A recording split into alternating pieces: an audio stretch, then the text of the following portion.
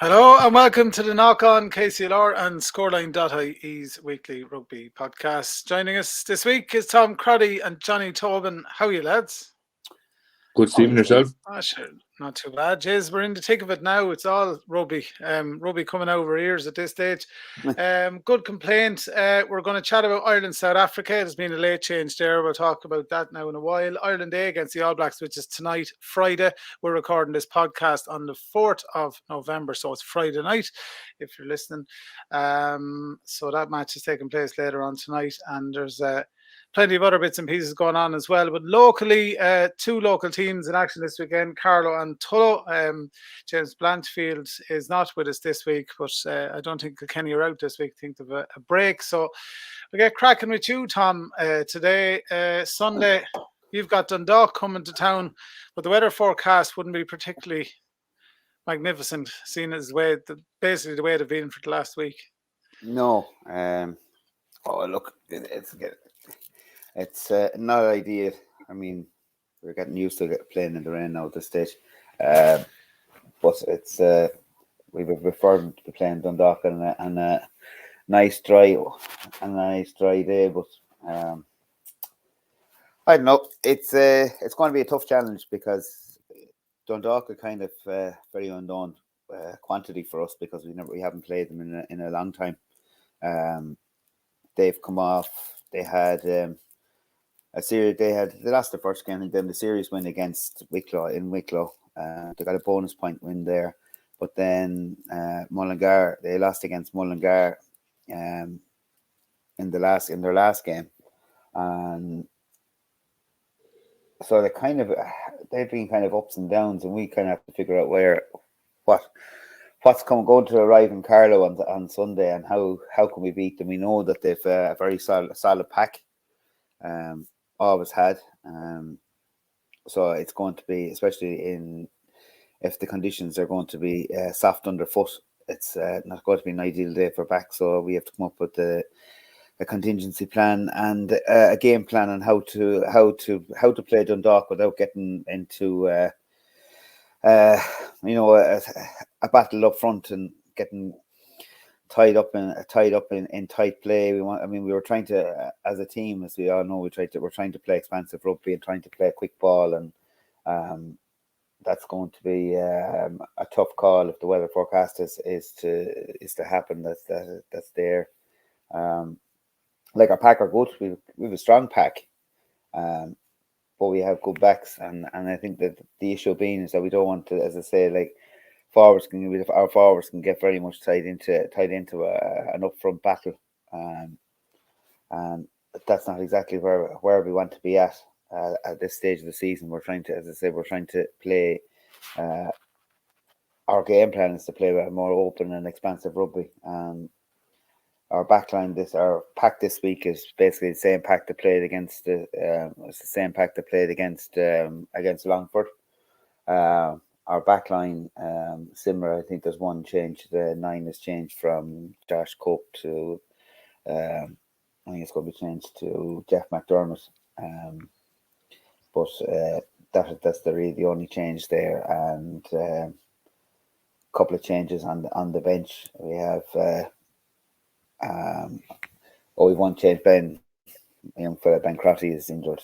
He's one of the casualties from Longford, so Ben is out for a couple of weeks. So we'll have to make a change on the wing, and Sean Quinton then is back from injury. Sean will be coming in on the bench this week. He'll get a bit of game time on the seconds, and will come on the bench then as a replacement for our first. But it's going to be a tough battle.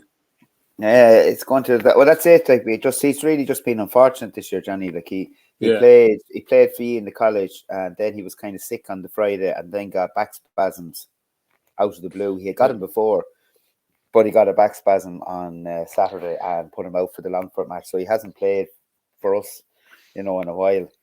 He hasn't played a whole lot of rugby either for me. He's played one game, but he's been at very few trains. He's been unlucky a lot this year now, to be fair. So hopefully that look can change, get him going, because he's a quality player. Well, he is a quality player, but he's a nice guy. He's a good guy to have on the bench, and especially if it's going to be a tight game. because you'll need it. You'll need the replacements to come in. You need impact replacements. Look, we're prepared. As I say, the seconds are well prepared. Looks like a good team again this week. There's not a whole lot of injuries. There are long-term injuries list is still there. That hasn't changed. But we've had basically, I think it's the same starting team again, seconds that beat Longford. So look, we hope between the two teams that look, it's a home game. Isn't that the key thing? Is like, they have to travel to us and we have to perform at home. We we lost our last home game, so that's that has to be rectified, and we don't want to get into. I mean, we saw when we played Tullow the last time. There was glimpses of some really good rugby, and then just penalty counts and the same in Longford. Like we have to reduce our penalty counts. We've spoken about that on this podcast for a long time.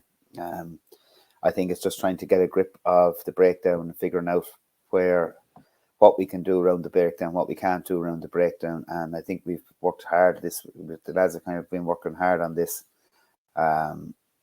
over the last 2 weeks to kind of rectify those problems. So hopefully we can keep the penalty count down this weekend. And that's if we can keep the penalty count down this weekend. I mean, you still have more chance of winning the game, because you can't afford to be given 18 penalties away in a tight game. And was to our detriment against Tullow. We can't afford to play that again. Especially we want to kind of get back a good home record. So look, it's all to look forward to. The guys who are really they're hungry for this. They had their break last weekend. Blew out the cobwebs, whatever they were doing over the weekend. So it was nice to have a break, because we had 3 games in a row. With the tie match, with the cancellation tie match, we got no break. So it was their first break. So it's really good to have. It's really good to have the lads. Hopefully they're all refreshed and they seem to be hungry again there on Tuesday night. So if we get a good training session in tonight, we'll look forward to the game on Sunday. Good stuff, and the best of luck with that one, Tom. Hopefully the weather isn't too crazy. But it's not to be great, but we'll hope for the best. No, we hope they have a crowd. It's at 3 p.m. in Carlow, or is it 2:30? God, Johnny, do you know the time's gone back? Half two. Yeah, 2:30. Clocks have gone back. Yeah. Got to remember that clock's gone back. So 2:30 in Carlow. It's funny. On Sunday, look for all the sport we can get. The clocks go back an hour, but the kickoff only goes back half an hour. Yeah. There's logic for you. Johnny, why are you up to this weekend? A year Longford at home. We're entertaining Longford at home, with a team with probably nothing to lose at this stage of the year.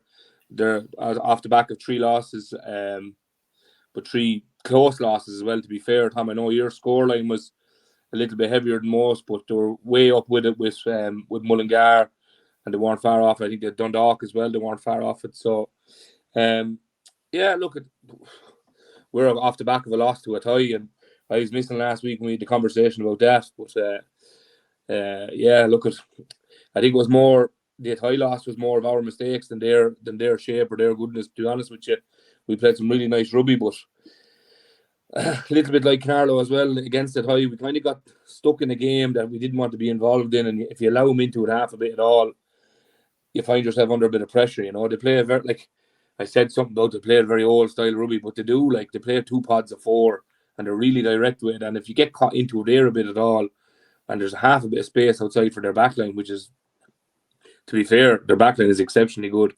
They'll counter you. Like, they got 3 breakaway tries against us.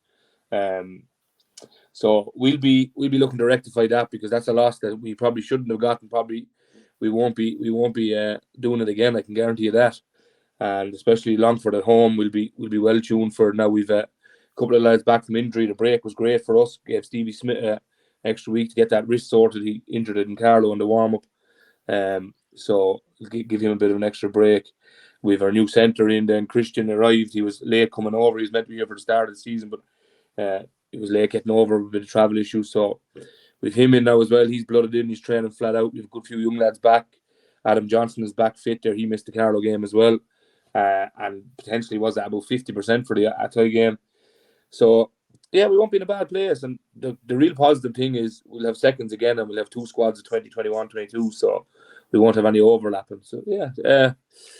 Look, it won't be any easy feat. Tom knows going to Longford is a hard enough thing to do, but Longford on the back of 3 losses, hitting the road, their backs are against the wall. They really need this win, to be honest about it. Like, they really need this win. Like, you know, they've two losing bonus points and none against Sheed. Didn't get any against Sheed, Tom, did they? No.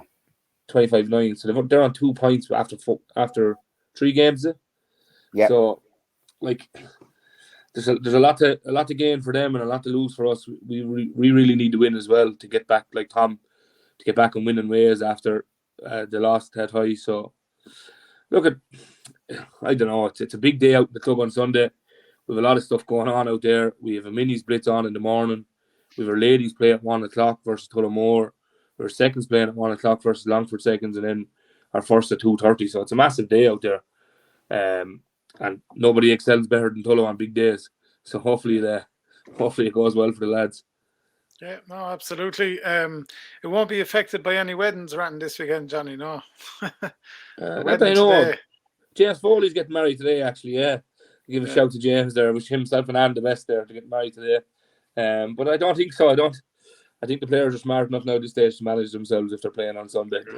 You'd hope so anyway. Yeah. If Morris is listening, I think he'll manage them. I think he'll manage them over there. To be honest, they didn't. No, they'll be good. Like, and Sean's at the wedding as well, so they'll have to be on their best behaviour. Super. Yeah, they didn't have Henry Bryce playing. He didn't come on against us. No, but I've seen him play a couple of games. Myself and Henry be good pals. I've seen him play a couple of games. He played against Wicklow. I'd imagine he'll feature against us now, to be honest. I'd imagine so.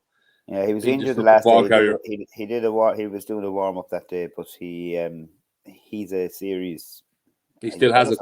If he's 5 yards out, like, it's very hard to stop. That is his game. Like, he doesn't do. To be honest, I watched him play for Longford, and he played against the Wicklow game. He came on, like, but he didn't do massive round around the pitch. But you give him the ball, like, he still has that physicality. Give him the ball 5 meters out, like, and you're a couple of yards out, you're under pressure. If he hits a line at all, it won't stop him. He's 40 plus years of age. He won't stop him. Like, he's had about 15 years of top flight rugby. Like, to be fair, maybe 8, maybe more. Yeah. I watched that Wicklow game. Actually, he made a break on his own 22-meter line and got to Wicklow's 10 straight through a ruck. Bounced off 4 or 5 lads. And this man's a big unit now, Stephen. He's not a winger that you'd imagine to run that distance. He's a big unit now. Hard man to stop. Yeah, he is that. Absolutely. But look, I don't know. It's like we were talking about the Thai thing there. Like, you know, there's a bit of to and fro on Twitter and a bit of banter going on, and lads are listening to it and whatever he's saying. But, like, facts are facts. Like, we've played the top 3 teams now in the division above us. We've got a result against Wicklow, a really positive result, losing bonus point in Wicklow. We beat Carlow, and then we lost to High with a losing bonus point in High. Call a spade, and hold my hands up. High is probably a very hard place to go, but only time will tell whether they're at the top table of Division 1B rugby at the moment. They'll play Wicklow now, and that'll be them playing the top 4 teams this weekend. So we'll know a lot more after this Sunday, where lads will see how I'd say. Yeah, I reckon that could be a tight one up there. I reckon a tie could do that. Well, I was talking to Dan Van Zyl this morning. He's missing 5 fellas, and the world is against him, and the whole way the world is on him. And, like, you know, you're missing people. Like, everyone misses people. You know, everyone, like, could turn around now and they could hammer it High by 15 points. Yeah, well, look, that's always going to be the case. But I mean, you know, I'll call it spade a spade. Put the 2 teams on paper. Like, I mean, a Thai's backline is a serious backline. It's probably the best backline in the division. You know, it has a couple of electric players in that, and team, you know, on their day, if they get the ball and they get space, you know, if they get the ball and they get space, they have a very, very good 10. They're very, very good centres. You know, they've pace on the wings. Yeah. Like they have the 10 has now gone 9 though. They have a serious backline. The 10 has jumped into 9 now. Josh Kyle has gone, just popped his shoulder or something to his shoulder against us actually. So he's gone. So Miller's gone into 9 for them now. He'll be a big loss at 10. But like that, Tom, they are good. But we haven't seen them on a dry day where the pack have to work around hard. Do you know? like Kildare was an awful night. Tullow was an awful night. Carlow was an absolute awful day to play rugby. Like, so, like, I'm not giving out about them, harping about them, but like, you haven't seen them at a 1B style day where weather is good and your pack are going to actually have to work around the park. Like, I know it's tiring, picking and going, but it's a lot more tiring walking around the park constantly for 80 minutes in a bit of heat, you know? Yeah. Where you have to stay going. Like, and look, I stand to be proven wrong, but I don't know. The test of time will tell, like, how good they actually are. Obviously, they're up here at the top of it, but, like, I don't know. I don't know.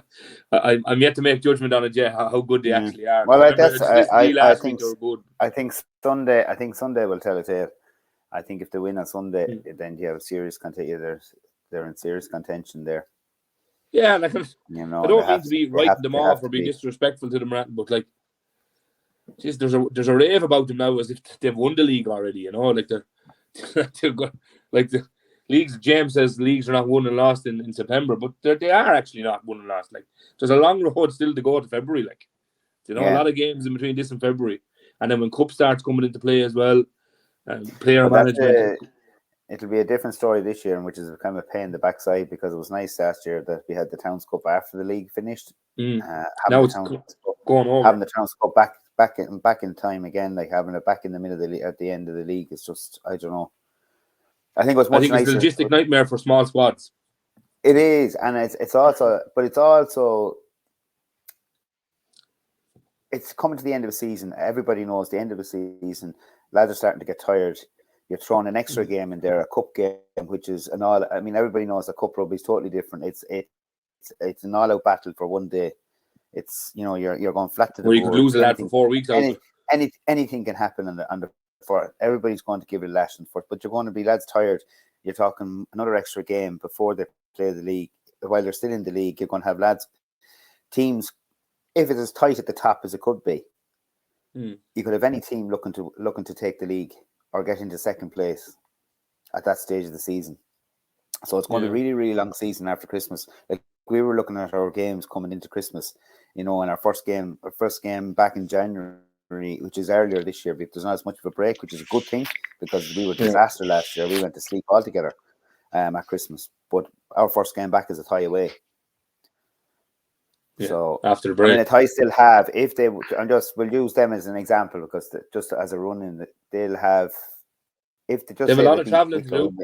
If they beat Wicklow at the weekend, and then they have us at home, they'll have Wicklow at home in the second.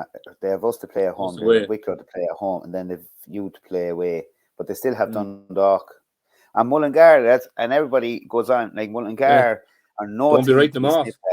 No, and this is how happened to us last year. We got poleaxed by them. They came down. I don't know where we were. We must have been thinking about the Turkey. That was the last game before You Christmas. must have been in a different rugby club. Oh yeah, definitely. I think we turned up somewhere else that day because Mullingar came down on a bus under Christmas, like basically the Christmas party, and blew us off the park. Yeah. So I mean, you can't afford lapses. Every team, like, we go on. This league this year is going to be so tight. You have phenomenal teams in it, really, really close. You know, there's no outstanding. There's no team there that you would say, you know, like last year we all knew that Byrne were probably going to go up. It was definitely that Byrne or Wicklow were definitely going to. One of those two would go up. And at the start of the year, we probably would have said Wicklow would have went up as well until the first game. Yeah. But it was definitely down between. Whereas at the moment, there's any team in the top four there could go. Any team in the top four could go up. Because I do it like just on the Athy thing, right? I don't want to keep going on about them, but they've had no major travel, right? Either, like, you know, they haven't went to Mullingar, they haven't went to Longford, they haven't went to Dundalk. They're going to Wicklow this week. They haven't came to us. They came to E. They went to Kildare. So it's 2 30-minute spins, 25-minute spins for them. And that's what I'm saying. Like, teams need to relax in the division as well. Lads are thinking, oh, we're sitting here now, we're going to win, blah, blah, blah. Wait till you've actually travelled and see how you perform. Like, going to Longford with a tie is going to be no easy muck for them. Going to Dundalk, going to Mullingar. coming to Tullow, going to Wicklow. There's 5 very, very tough games. Like, so, and they haven't done that yet, you know? Yeah, because like we'd be happy enough in that sense. Okay, we've got to travel to we've only one long fixture, well, 2 long fixtures left. I suppose Wicklaw's not that bad. So Wicklaw's an hour. Realistically, you've only done Dundalk, Tom. Realistically. We've done Dundalk. We have the other 2 out of the way. We've Mullingar out of the way, and we have Longford out of the way. So we don't have those 2 long journeys again. We've the 3 of them to do still. Yeah. But look, everybody's on the road. As I'm saying, this weekend is a massive weekend. I mean, I think he'll beat Longford. I would hope that we can beat Dundalk. It depends. If the lads go out and play the way they can play, I believe they can beat Dundalk. So, but it's this weekend is crucial. It's a crucial weekend for everybody. You know, it'll tell a lot this Sunday. But you need your win. I mean, I know we're not writing Longford off because you can't write them off, but like you need that win. You need that win to keep you there. We need this win to keep us there. A tie have to beat Wicklow to stay in the, to keep in the hunt. In the contention, you don't want Wicklow shooting up. So even if a tie kept them to they don't get a bonus, we need Wicklow not to get bonus points and stuff. Like there's a lot of all those little bonus points and everything adds up at the end of the season. Let's look at our bonus points keeping us in the top 4. Yeah. Well, we missed out on a bonus point in Mullingar, and that bonus point could be the difference between going up or being in first place, being in second place, or going to third. Yeah, you wouldn't know where you'd end up. That 1 point could do anything. Yeah, no, absolutely. Yeah, that's it. Yeah, as you said last season, and of course this season again, lads. It's a long old season, and you have to stay going right to the end of it. Like there was a lot of to and fro in last year, Tom. Remember we were talking about it on the table, and even with Kilkenny and everything as well, with all their issues as well. It's one of those things. Well, it was 1 or 2 losses can set you back an awful long way, so you have to keep her lit. Good luck with the weekend, lads, with your games. We'll move on to Ireland A, the All Blacks 15. That's tonight, Friday. We're recording the podcast. It is at 7:45 and it's live on the telly and it's up in the RDS, of course, like that. There's been late change to the team, so I'll go through the team now and we can have a quick chat about it. So Jeremy Lockman, Dave Heffernan and Tom O'Toole are the front row. Joe McCarthy and Gavin Thornbury are the second row. Cian Prendergast at 6, Nick Timoney at 7 and Gavin Coombs at 8. Craig Casey is the captain. He's at 9, of course. Kieran Frawley starts at out half. Jacob Stockdale is on the left wing. James Hume and Jamie Osborne in the centre. Jimmy O'Brien was to be playing on the right wing and Michael Lowry at full back, but Jimmy O'Brien has been named on the bench for the Ireland senior team that plays South Africa, and Stuart McCluskey starts now, and that's all in place of Robbie Henshaw, who's been ruled out of tomorrow's game through injury. The replacements for the Ireland days: Dermot Barron, Dave Kilcoyne, Marty Moore, Ross Maloney, Max Deegan, Caelan Blade, Jack Crowley and Calvin Nash. That is not a bad team. No. A lot of decent stuff on that. Decent stuff. Yeah, no, it's not a bad squad, to be fair, the A squad. Probably more than likely a lot of them will feature against Fiji the following week, I'd imagine. Yep. And give them a sniff at the senior rugby, but it's not bad. Correct me if I'm wrong now. I don't think I'm delusional. Is Marty Moore not the prop that used to play for Leinster that moved to Ulster? And was with a couple of English clubs in between, yeah. Yeah. What? Yeah, that's him. Is he making research? Is him being involved in an Ireland A squad? I'm not quite sure. Like he was on the fringes of it, the Ireland squad, a couple of years back, wasn't he? He can't be young, like. I think I'll Google it now. Farrell, I watched the interview with Farrell that he gave with Craig Casey, and he was asked about Marty Moore. And I think the reason being was that Marty Moore, he had man of the match performance against Munster, and I'd say our prop situation isn't the best in the country at the moment. It's 31 by the looks of it. So I think it's just stability. You know, maybe so. Maybe it could be. I would say it's a clap on the back to say, you know, well done, you're still playing well, and I think that I'm just a bit surprised now. I look back. I looked at it twice. I was just there going, what is that lad going to add in 5 years' time? You know? I don't think he'll add in 5 years' time, Jenny. I think it's just for this game. I think it's for these games that in fact you're going to be playing the All Blacks, and a lot of them have played. You know, a good few of that All Blacks team have played first team as well. So senior ball, yeah. we don't have old heads. If you take him out and that, you're talking about the young props out of what you call You're it. going to the academies then. You're going to the academy or Leinster young props that are there. So I mean, you're going to get somebody, and I think the fact that he was man of the match, he had a great game against Munster the other night. No, don't get me wrong, he's a decent player, but like just looks a bit odd. Like it was just a bit odd. I was like, the boys will tell me now. Out of the blue, yeah. It's probably the same. Yeah. No, you're right. Probably the same for Dave Kilcoyne. Dave Kilcoyne is 2 years older than him. Yeah, but Kilcoyne is kind of. I would have thought he would have been the one that would have been the experienced head because he's been involved in a couple of Six Nations slouts and he's been involved in autumn internationals before. I thought he was the kind of older, experienced head involved in that squad to maybe bring it along. That's why I was just surprised to see Marty Moore in there as well. But look, sure, if needs must, like 2 experienced props coming in the last 20 minutes, it's not a bad shout to have because Tom O'Toole, who's the Jerry McLaughlin, is it? Yeah, like they'll be good, but they will only go 55, 60 minutes either. Like so, they're generally adventurers as well in their clubs. So, 50 minutes is what you'll get good out of them. I'd say maybe 55. It's a big test for Frawley as well. It's great to see Casey and Frawley at 9 and 10. Yeah, that's the next wave, isn't it, coming through? Well, you see, I think having Frawley needs quick ball. Yeah, he needs it. Yeah. He actually needs quick ball. He's not like Sexton. Sexton get away with a bit slower ball, but he needs. If you're getting it this weekend, and by Jesus, he'll get it after George Sel. He'll get it after the George Sel bunny there. If you're not ready, you're getting the ball in the forward. Yeah. Yeah. Well, he's very, very good player. Like, see some people during the week giving out that he's captain. I can't see an issue with it, to be honest.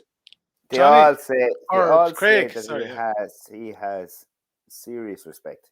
That he talks, he's a workhorse. Constantly talks, and seems the lads listen to him. So I mean, they all like him. They all thought that his leadership skills seemingly are very good.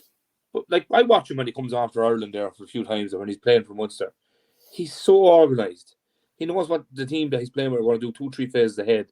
He has it in his head, and he reminds you actually of a young Conor Murray back in the day when he was able to do that, like him, or a current Jemson Gibson Park. Like they're just 2-3 phases ahead, and they're just so lively. I think it's a great call, to be honest. Yeah.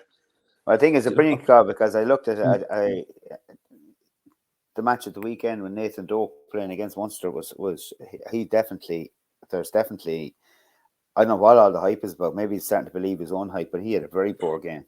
Yeah, he wasn't great. No. He actually reminded me of a scrum half going backwards. You're going back to Conor Murray, that style, that older style of he was slow ball, it wasn't quick ball.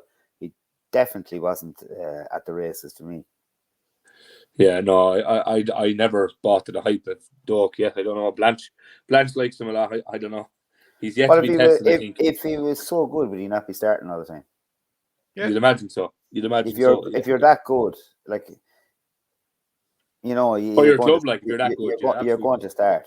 If you're that good and you're potentially that good, I don't know. So it's having the Ireland Days thing. I know there's a lot of people giving out about it as well, but it's great from that point of view. It gives it's a real shop window for Andy Farrell as well now for the rest of the autumn internationals and the Six Nations planning, and obviously the World Cup planning beyond that as well. Like Kieran Frawley missed the Emerging Ireland tour, so this is his bit of time in green to see how he gets on. What's his name? Jeez, lads, my brain doesn't work today. Joey Carberry is probably going to be under a bit of pressure if Kieran starts performing or whatever it is, but it's interesting all the same. I can't see Carberry being under pressure, and I'm not his fan, right? But like I said in the group when we seen the team come in, he's going to cover 10 and 15 because they're going with a centre sub is what they had. I know now Jimmy O'Brien is up there, so it'll more so Carberry will probably more so jump into the 10 role.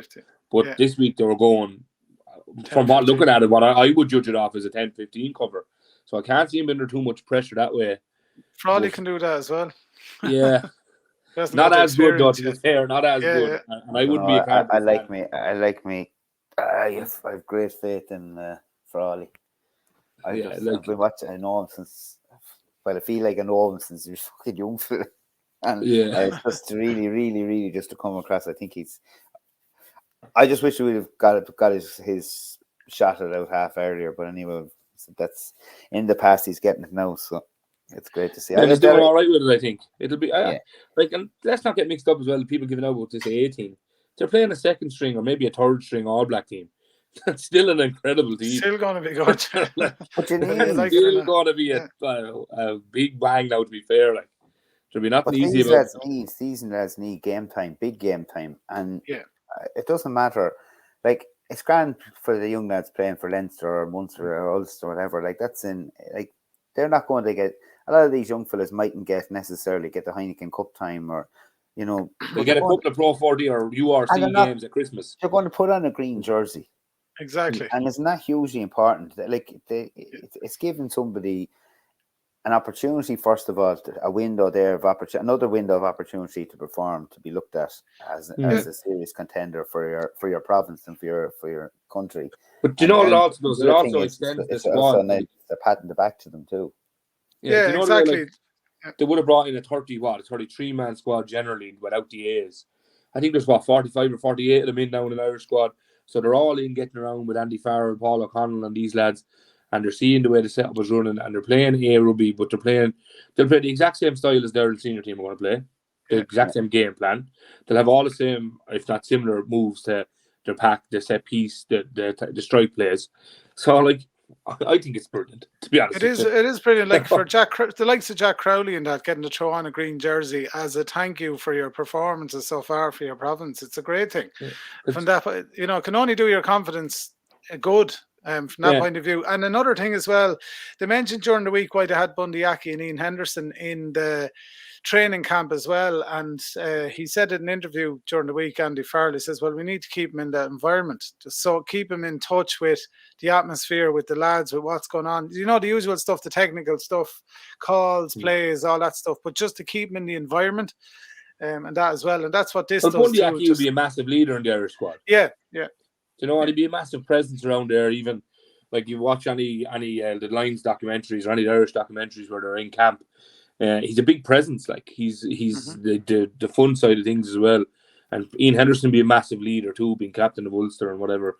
So there'll be nothing no short of that to be guessed at. But it also as well, it's a smart thing to have the A side back because it allows you to hold your senior team while building the team underneath, while keeping your world ranking, which people say that doesn't really matter.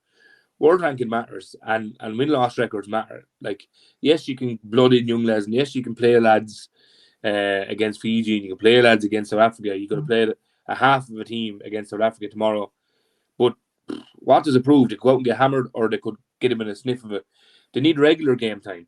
So the A's will give them regular game time, and it allows your senior team then to keep up the confidence and the ability to keep up with the best teams in the world while having a continuation of and a fluidity of who's where, So I think it's incredible. I think it's great.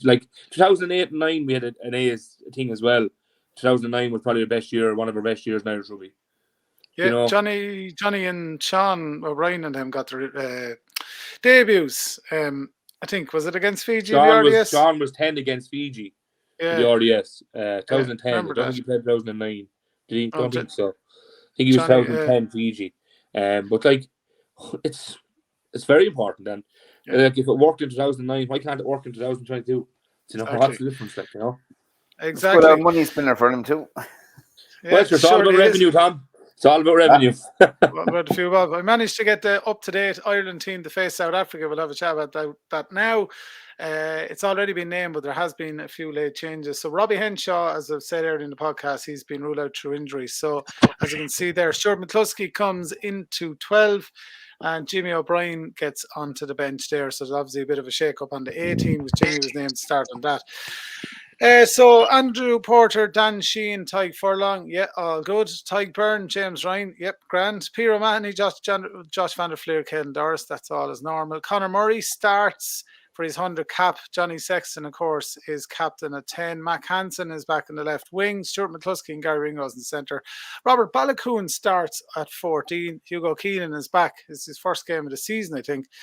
He's at 15. And on the bench, you have Rob Herring, Cian Healy, Finlay Beelum, Kieran Treadwell, Jack Conan, Jameson Gibson Park, Jimmy O'Brien, and Joey Carberry.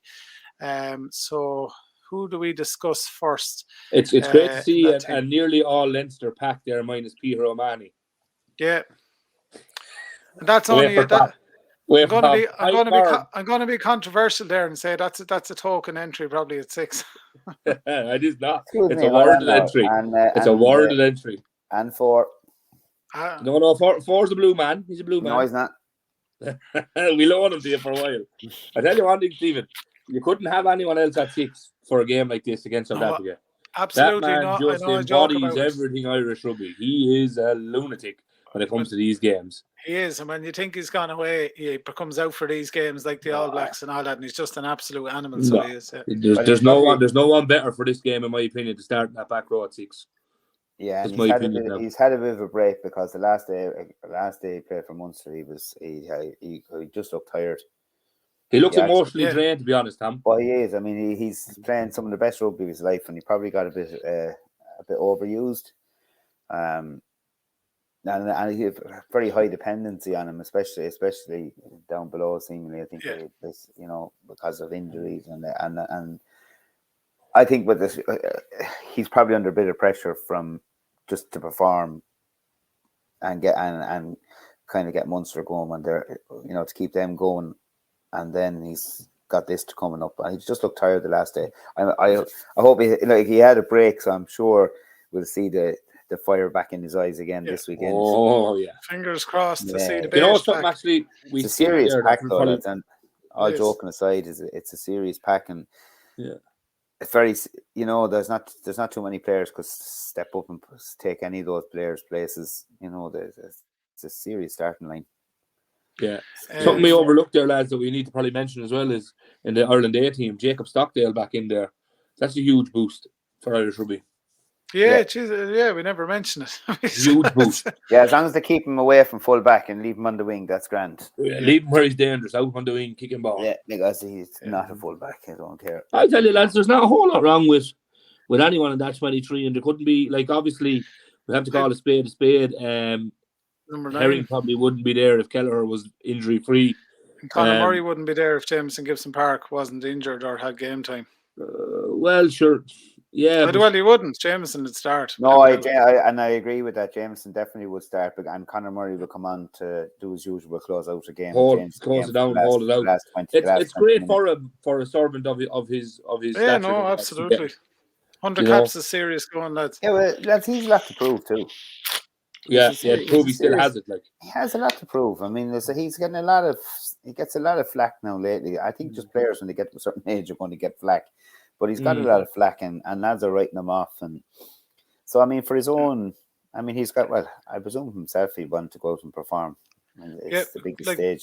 Craig Casey is going to be breathing down his throat in Munster, and if he's a good game against the A's and captain and all that, and all that sort of extra stuff happening behind the scenes as well, Yeah, do you know what's funny though? What always makes me laugh is about lads when they go, "Oh, why do they play Conor Murray? He's so slow and he always kicks the ball." Do you think he's not told to do that? Do you think Conor Murray just goes out and says, "I'm going to go kick the ball today. I'm going to take me time passing this one now." Yeah, I'm going to kick it. I'm going to kick it. That's a game plan. That's what he's coached to do. It's laughable really when people just look at it and say, "Oh, Conor Murray's going to kick the ball. He might as well be on a GAA field." No. It's what the game plan is like. It's what they want to play. And to be honest with you, I don't think Conor Murray would have started if Gibson Park was fit, because South Africa have a really good rush defence. So I'd imagine you'll see a lot of Ireland kicking into the backfield and putting them back as opposed to trying to battle them up front. You won't see we don't have that power to battle with them for 60 minutes. So we'll be doing a lot of box kicks into them. We'll be looking for a lot of 50-22s. We'll be looking for a lot of goal line kicks Johnny off the boot, yeah. And they'll be putting what you call him, Chesn Kobe's gone in a full back as well. Yeah, that's the first time he's been a full back in a while. So you got to test these, And I really think that would have been a game plan. I don't think Gibson Park would have started either way. I think you'll see a lot of kicking for 60 minutes. You see Gibson Park then when they're maybe out on their feet a little bit with a bit of flair then. Speed it up and tire them out of it. Carberry, to be fair to him, hasn't been doing too bad at the moment, and he might offer you a bit of speed, or Johnny might stay on for 80 minutes and offer you that bit of speed. But like coming off the bench there as well, Jimmy O'Brien, he's a massive threat there on a wing. Like to come on. Rob Herring's decent. Keane Healy's very, very good in the loose. Fiddley Binlam's not a bad carrier. Treadwell's a very explosive player. And Jack Conan, very explosive player as well. So you imagine you're bringing on these lads 20 minutes left after kicking the leather off the ball and having South Africa run back and forward up and down the pitch every time you get it back. Yeah. I'd be very surprised if that wasn't the game plan, and I'd be very surprised if Conor Murphy didn't box kick the ball. Absolutely. Good to see Robert Balakoon get his shot there as well. Under a bit of that's pressure only his third start, I think, or third involvement in the senior team. Yeah, real opportunity for him. Who else is there, Joey Carroll? Jack Conan is not blowing anyone away this year. He's not like the form he had a couple of years ago. And I actually saw he's got I'd say he's under a bit of pressure. Yeah, because I looked at the stats against what you call him, Coombs, against Gavin Coombs. Yeah. And Gavin Coombs is blowing him out of the water at the moment. Yeah, he is. Yeah, really breathing down his throat. Yards made, you know. I think Jack Conan's blowing himself out of competition, though, to be honest with you. He's not I don't know why.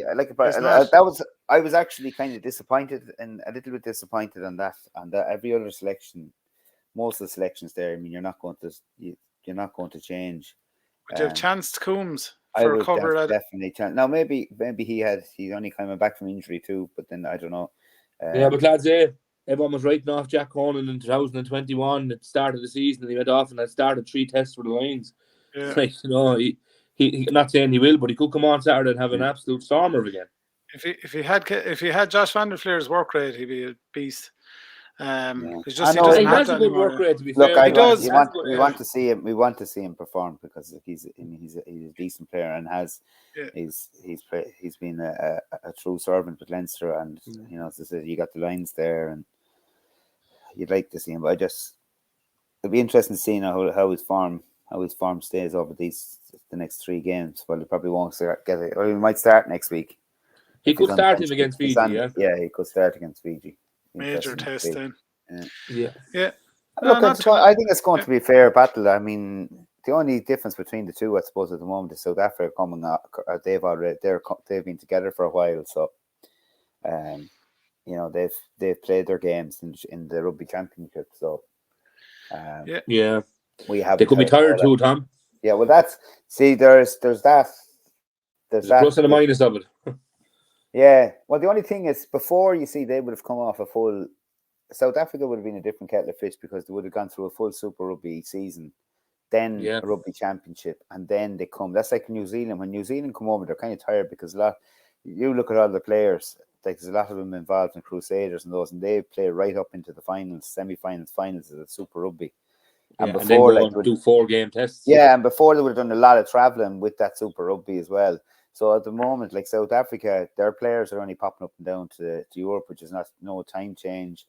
That's true. Their players aren't getting better around the place week in, week out for the last couple of months. They've only just started really, so they will be a lot. They won't be as tired as they would have been in other years. And to be fair, in the URC, Tom, the South African teams, it's done very well logistically, like that. They're in Ireland for a 2-week block, or they're in Edinburgh for a 2-week block. It's not they're going up on a Thursday, playing on a Saturday, going back and going somewhere else the following Thursday. It's very well done, to be fair, like to manage everybody, even when the Irish sides and Scottish sides and whatever go down that way. It's very well done, like. You know? And it's fantastic. They're fantastic to have them. Like they're because they're really pushing teams. But they're buying into. We keep saying this on that on this podcast. It's like South Africa are buying into the URC. Yeah, as a nation, like their support they're getting, they're changing the whole atmosphere. They're making it a party. Like you know, if you go down, enjoyable again. There's music playing, and all they have their cheerleaders and all the rest is before, but they have a whole party atmosphere, and locals are buying into it. Their own supporters are buying into this. So I mean, and they like seeing the likes of Leinster and all these teams coming down. Like, it's totally different than, you know, having the same teams they've been watching for the last, you know, 10, 20 years. You know, they're getting to see teams from all around, and the South Africans then are getting to travel. It's great for Leinster. A lot of players going back to play in their home clubs as well. But isn't that it? And what you call him back there? He's in Estebet. Yeah, like all those players are going to start coming back. Like, you know, they're going to realise that the Premiership, all this money in the Premiership or whatever, like, you see what happens when things go pear-shaped. It's not lasting well, is it? No, and you can see what happens when things go pear-shaped. That's a bit blurry. Dan Biggar has departed Northampton Saints with immediate effect. Today on Twitter, at the Fly Half's request, he's heading to Toulon. That's a bit of a strange one, isn't it? Payday for Dan Biggar. Yeah, what is it? With leaving during the season could be an indication of Northampton Saints' finances starting to shake a bit as well. And we're like, lads, we need to shed some of the big fellas. If you can find yourself a club there, Horse, knock yourself out, you know. He's on a wage in Northampton Saints, so you can only imagine what he's going to get in Toulon. Yeah, well, that's an interesting one. That means that but should I think we're better off the way we are. Like, we are so much better off. You know, how would IRFU manage it is brilliant. Yeah. Yeah, it is. It's a good model. It works. Financially managed. It's brilliant. Yeah. And you can't fault it for it. You never hear any scandal about pay caps, any of that crap. Everything is done absolutely spot on, to be fair. When you look at all the nations, like the Scotland and Wales, I mean, they don't have the money that England has. And they're still managed, you know, they're doing their best to keep teams together. They're doing their best to keep teams together. They don't have the big bucks either, you know, and they're controlled. And yes, Welsh and the Welsh come together as a Welsh team, like, they're phenomenal.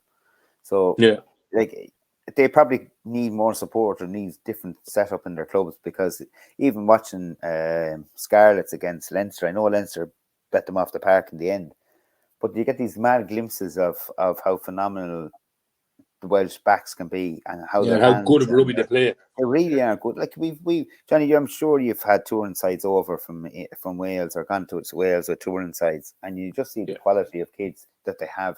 So they just need to. I mean, they need to just do something in the fact of doing their academies and trying to raise more players and get their players back to play in Wales, and, you know, stop this crap of looking for the big bucks and get them involved, because they have players. I mean, if they got their act together the same as Sidgwick, I won't say quite Leinster yet, they'll be long way off the mark. But if they aim themselves getting into that sort of French rugby, look at French rugby now. Of business, you know, it's a totally different. But somebody who honest Tom has to come on to the player as well. Like, Dan Biggar there is leaving for Toulon, knowing some Welsh rugby club, probably his home club, could do with him. Like, you know, he should be speaking to the Welsh Rugby Union and saying, what can we work on here? I'll come back and play club rugby in Wales. Hook me up, like, what's going to happen, like, you know. But how much money are they getting? Because, I mean, our top players are getting decent money in Ireland.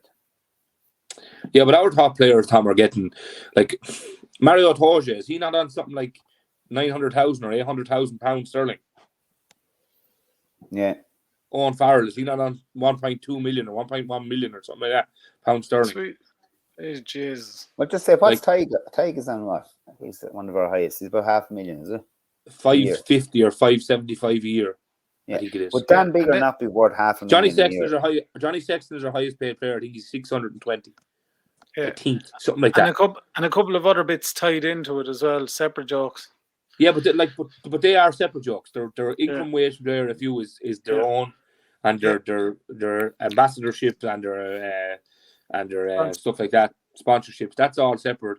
Their wage is the flat wage. Like, Mario Toge is on 900,000, but I can guarantee he's getting another 200,000 or 300,000 off elsewhere. Yeah, no, absolutely. You know, from Maxi Muscle. But that's why you're right. I mean, that's why you're right, Jenny. The likes of Dan Biggar, how much are they looking for, and how much is he worth? Like, I mean, those players have notions. Those players should be playing in Wales, and that's a disgrace that they aren't. I mean, but Wales. For Wales, he'd be back playing for Wales, no matter what part of the world he's in, you know, and that's not right. That's not good either. Our rule is, like, we, you know, if we went looking for every player that was Irish born or Irish descent, played well across Europe at the moment, like, you know, you could fill the ranks more, but, like, we're better off having the rule that, you know, you either play in Ireland or you don't play for Ireland. Yeah. End of story. It's proved well, hasn't it? Yeah. Do you know, we've been world number one. Johnny, we've been world number one. We could have had a link if they really wanted to. You could use the egg sides. You could use London Irish as a fifth province. Yeah. And you could say any lads playing for London Irish can play for Ireland. Yeah, if qualified, yeah. So, I mean, we don't do it. We don't do it. And I think we're better off that way. And you're better off, you know, look at all the kids we have playing rugby coming through the ranks. And that wouldn't happen if there was that ethos there to go abroad looking for money all the time. I mean, there is young lads there, and in fairness to them, they're dead right. If they're not going to make Leinster, or they're not going to make one of the provinces, or they're not guaranteed to make a province, like they're able to go off and play D2 and get money, or go play in England in the second leagues. Look at Brian Byrne there, for instance, right? Brian Byrne left Leinster, wasn't sought after by Connacht, Ulster, Munster. Like, he went to Bristol. He's getting he's earning a living. He's playing decent level of rugby. He's right there. Unless you're sought after, definitely go ahead. If someone like the IRFU are managing, I think they're managing their players correctly. Because to be fair, Brian Byrne, if he was in the mix in a province in Ireland, would he be involved in an Irish setup? Probably not a hooker at the moment. He was fourth choice hooker in Leinster. And that's not being harsh. Like, Brian Byrne's a very good rugby player. It's reality. You know, it is what it is. Like, look at Ed Byrne. Like, what's Ed Byrne?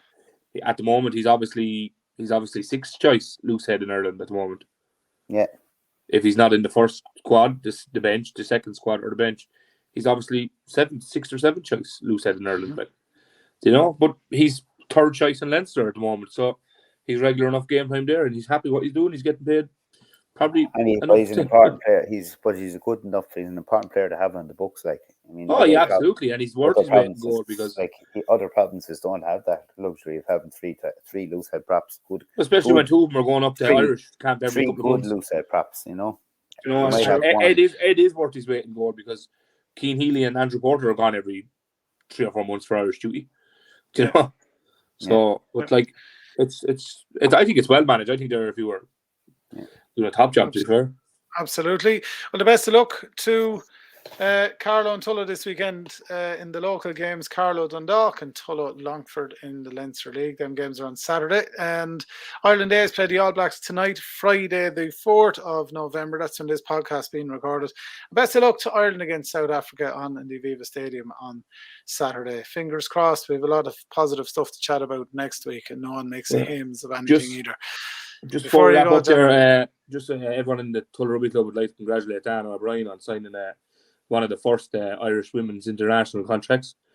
Great achievement at the ripe age of 18 to get a senior contract. So everyone in the club is very, very proud of Dana, as everyone knows, and you see it on social medias a lot. And we're actually the club are making a presentation tour on Sunday after the senior games in the clubhouse. So well done to Dana. About this. You haven't ruined the surprise now or anything, no? Well, sure, it's all over Facebook, so I tell you, she's lovely. She came up to give a hand there to the girls, to the Rhinos. Great kid. Did kicking, and it's funny to see her because she just looks like one of the girls. She actually, if you put her in there, you would think she's one of the under 16s. You wouldn't spot her out, would you? She just pops along. Things. But when we're on it, I'll have to mention the girls again. The Rhinos are out. The 16s are out tonight in Newbridge playing the quarter-final of the plate against Wolves. Whoever Wolves are, I think they're Newbridge Clane and somebody else, Tala, I think, this time around. Wolves and the Rhinos. Yeah, the Rhinos. Surely Rhinos will win that one. Well, we hope to. If the girls are playing, have really improved, and just again, any girls out there around the whole county or in the borders of the county, anywhere near Tullow or Carlow Rugby Club, we have a 14s team and a 16s team there combined, and they're flying. With new girls coming in every couple of weeks. There's new girls joining, and the talent there is phenomenal. And it's just going forward. I think it's just a fantastic system that the two clubs have set up. So I'm fantastic. I don't think, to be fair, I don't think we give it enough credit, and I don't think we give people like yourself, Tom and Ciara, John Manifold, and that chap. I don't know what that chap's name is from Carlow with the 14s. Like, that's a massive thing to be doing what you're doing, and a massive amount of work and logistics. Training Tullow one night, Carlow another night, 1 week in Tullow, the next week in Carlow games. I think it's brilliant, and I tip my hat to you. I think you're doing a great job. And Lovely. We've 28 on the books now for the under 16s. Yeah, that's That's fantastic. serious going. Yeah, You fantastic. know, and look, whatever way it goes to the future, we're bringing it to 18s, please God, next year. So we'll have all three, and then whatever happens after that, going down the line, it's just we don't mind. But the main thing is that you have girls who love to play rugby, getting their opportunity. Yeah, and have a good quality of coaching as well helps, to be fair. Yeah, and people enthusiastic about it.